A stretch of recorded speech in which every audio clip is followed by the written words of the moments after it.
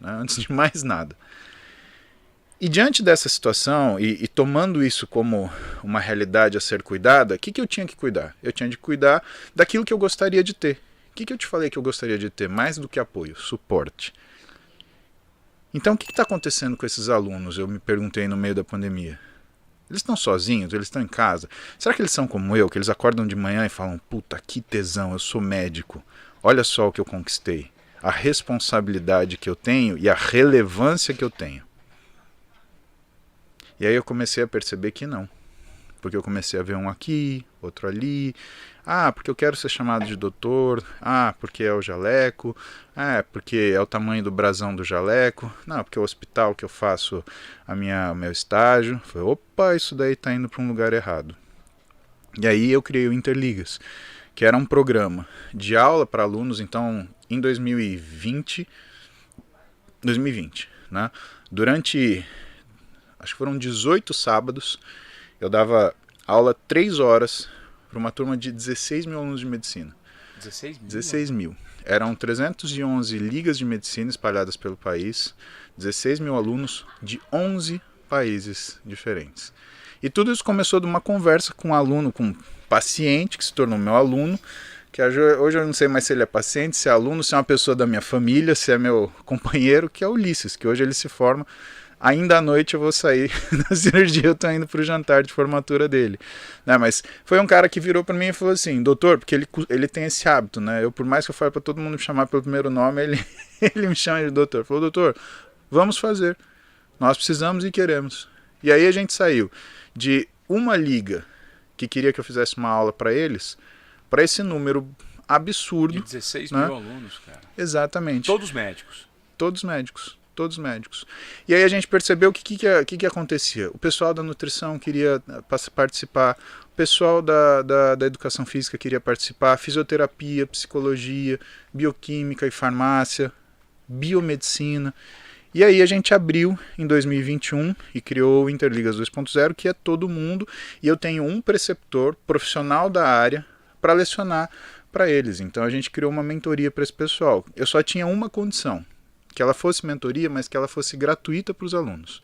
Uau. Se é um aluno e ele quer ter acesso a isso, ele só basta estar presente no dia da aula, na hora da aula. Mais nada. Você quer? Ótimo. Porque aí é uma questão para mim de chances. Porque se eu tivesse o Interligas na época que eu tivesse na faculdade, eu não ia poder pagar, Ivan. Entendi. Você se coloca no lugar do aluno que está sendo beneficiado. Então, independente... É muito nobre esse comportamento, é muito legal isso, porque você poderia, hoje, com a autoridade que você tem, a penetração e o nível de reconhecimento, você poderia cobrar um ticket relativamente alto por esse produto gerado. E ganhar ainda muito mais dinheiro com isso, mas zero, você cobra zero. Se meu avô tivesse aqui, ele ia repetir pra gente uma coisa que ele falou pro meu pai. Ele falou pro meu pai, filho, tem coisa que a gente ganha dinheiro. E tem coisa que a gente devolve para quem dá dinheiro pra gente. Eu tenho a vida que eu tenho porque eu estou inserido numa sociedade. Então isso é uma forma de eu devolver. Tá? Mas claro, existem condições. Né? Então, se esse aluno ele quer assistir essa aula, ele está matriculado regularmente num curso e ele tem ele vai se programar para estar presente nessa aula, ele vai ter esse acesso de graça. O que começou a acontecer é que profissionais formados começaram a querer participar, porque não tiveram isso na graduação. Então imagina aquela graduação modular que é do cara que faz, por exemplo, sei lá, o high school nos Estados Unidos. Né? A formação para medicina, os primeiros 2, 3 anos, ele é igual para todo mundo. Né?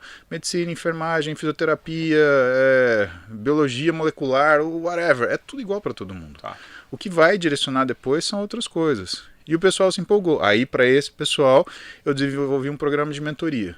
Porque assim, já que a gente está falando de custo, e eu não quero soar indelicado, né? A Roberta me permitiu fazer isso. O custo do Interligas para mim hoje é R$80 mil. A Roberta falou, se é do teu coração, faz isso. Faz Tem isso custo porque para você. Lógico, eu Tem tenho custo. custo de servidor, de equipe para manter tudo funcionando bonitinho, né? Os cadastros, o aviso das aulas. Então, o maior o custo é de ter o servidor, né, alugado para a gente conseguir ter todo esse volume de aulas gravados à disposição e, claro, para você fazer os contatos com as pessoas. Né? Mas ela me deu, 80 mil por mês para você brincar. Ótimo, vou fazer isso. Podemos. Vamos ficar pobre com isso? Não, não vamos. Então, vou para frente. Isso é o custo sociedade. Tá aqui. Devolvo para vocês em forma de conhecimento. E aí o que começou a acontecer? O pessoal formado acaba contribuindo para quê? Para pagar o custo do novo. Legal. O que eu acho que tem até uma justiça poética, assim. Claro. Porque ele tem acesso à mesma coisa e ele, a única coisa que ele está fazendo, ele está ajudando o cara que está começando, né, a poder ter acesso a isso daí. Muito bom isso, cara. Que projeto interessante, Paulo. Cara, você está sentado aqui de frente para mim, e quando você entrou aqui no Lab, no nosso estúdio, muitas pessoas falam assim, cara, como esse cara é grande, esse cara cara, ele é muito forte, como esse cara... Eu conversei com uma das meninas que estavam, falou assim, cara, eu nunca vi na minha academia alguém tão forte como o Paulo. Cara, você, de fato, quando a gente te encontra fisicamente, eu tirei uma foto com você semana passada, você parece o Arnold Schwarzenegger. Você parece o Arnold Schwarzenegger. Quem dera. Mais novo, assim, né? Cara, e como é que você percebeu que você tinha essa predisposição genética, esse treino, essa vontade? Cara, porque você é de fato muito forte, Paulo. Muito, assim... E como é que você conseguiu incorporar esse lifestyle, essa essência para a sua profissão? E isso começou a fazer muito sentido. Ah, mas isso não incorporou na minha profissão facilmente, Ivan. Foi muito difícil durante um período. É muito difícil ainda. O tempo inteiro. Você recebe muito rótulos, muito preconceito. Claro. O tempo inteiro. Claro. Esse preconceito é o quê? Bombado? Tem médicos, por exemplo, que falam que eu tenho um consultório de prescrever esteroide para meu paciente. Coitado, mal sabe ele que 80% do que eu faço no meu consultório é justamente tratar, né, efeitos colaterais e complicações de pessoas que passam com outros profissionais e que aí sim eles encaram uma cacetada de droga e não só esteroide, né, e que depois caem lá. Por quê? Porque o sujeito ele faz a pessoa usar, mas não sabe consertar o que tem que acontecer, o que aconteceu depois. Por que eu sei? Bom, primeiro eu estudei, mas por quê? Eu convivi com essas pessoas a minha vida inteira. Eu sei o que dói. Eu sei o que machuca. Entendi. O físico, Ivan, que é o que eu te falo, eu não acordei um belo dia e estava com 115 quilos e 53 de braço. Né? Quantos quilos você pesa? 115. 115. Uma bailarina. Quanto você tem de braço? 53 centímetros de braço. Meio metro. Meu Deus do céu. O tamanho... O cara é um monstro, cara. Cara, é mais grosso que a coxa da minha mulher. Às vezes eu abraço ela aqui assim, aí fica a coxinha dela e fica um bração assim, eu falo, nossa, parece um desenho animado isso, né, cara? É legal ser um desenho animado de vez em quando. Mas me conta, cara, e aí, desse preconceito, desse desconhecimento que veio da base? Eu não posso ligar, mas eu sei que ele existe, né? Cara, eu não vou gastar tempo lutando contra isso, porque assim, a pessoa que te aponta um dedo, ela aponta 3 para ela, é um princípio árabe, é isso aqui. É 1 para você, 3 para ele mesmo. E quando você fala, por exemplo, o que é minha profissão? Minha profissão, eu sou médico, eu sou especialista em ortopedia e traumatologia, com especialização em artroscopia e traumatologia do exercício e médico do esporte. Ou seja, minha vida é esporte. Eu treino há 40 anos. Você queria que eu pesasse o quê? 15 quilos? Que eu fosse obeso. Sabe, isso é uma coisa que o professor Cortella fala, que é coerência ética. Eu não falo pra pessoa aquilo que eu não faço. Frequentemente um sujeito vira pra mim no consultório, mas você faz isso? Eu pego ele pela mão, levo na minha... Eu tenho uma cozinha na minha sala. Cozinha, né? É um espaço de meio metro por 1,5. Né? Eu entro de lado, tem um armarinho, um micro-ondas e embaixo uma geladeirinha. Né? E eu mostro para ele, eu abro a minha marmita e tiro as 4 marmitas que eu levo para o consultório todo dia para comer. Às 11, às 14, às 17 e às 20. E aí a próxima refeição é às 23, então eu espero poder fazê-la em casa. Né? Mas dependendo do horário, eu falo assim, hoje eu já fiz 2. Minha tarefa está cumprida, e a sua? Eu comi uma barrinha aqui no seu consultório. Foi, você entendeu? E aí o que eu falo para esses pacientes? Eu ponho para eles o que é a questão da satisfação pessoal. Às vezes elas idealizam um físico, Ivan, que não é o que vai trazer felicidade para elas. É uma idealização, é uma fantasia. E você tem que criar um físico para sua vida. Porque senão você cria uma vida para o seu físico que vai te tornar extremamente infeliz.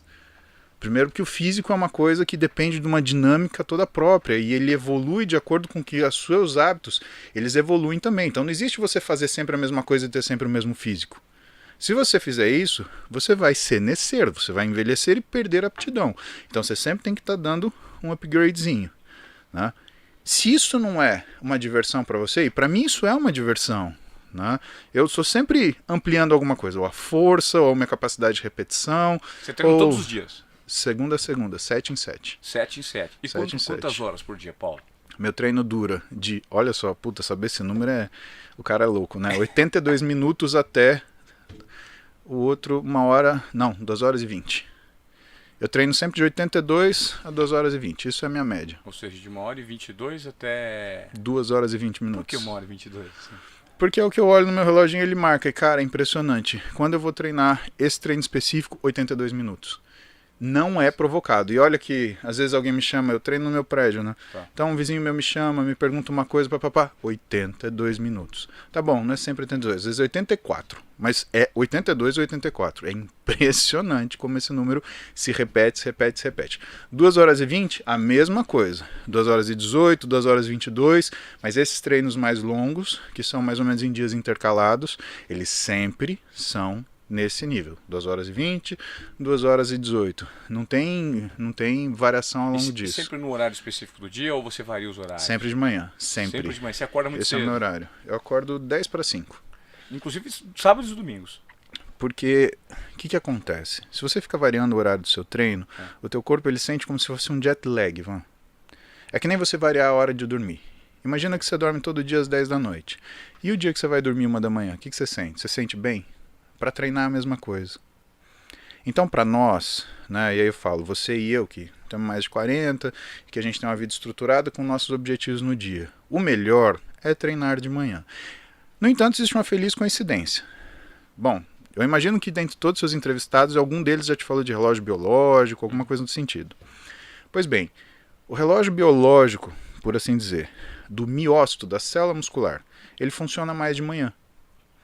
Então, por um acaso muito feliz do destino, né, eu treino na hora que o músculo está mais funcionante.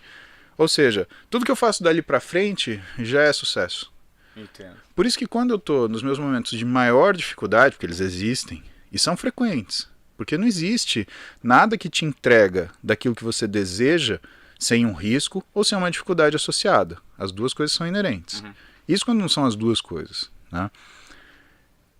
Eu vou treinar independente de qualquer coisa. Por quê? Porque eu acredito muito que um sucesso leva ao seguinte. Então eu tenho essa fé de que você precisa do sucesso para você se suceder na vida. Quando você aceita o fracasso e desiste, isso entra num ciclo de desistência em sucesso, desistência em sucesso, porque é fácil, é ansiolítico, você tira aquela ansiedade de ter que fazer alguma coisa, mas também você tira a possibilidade de você ser feliz realizando ela.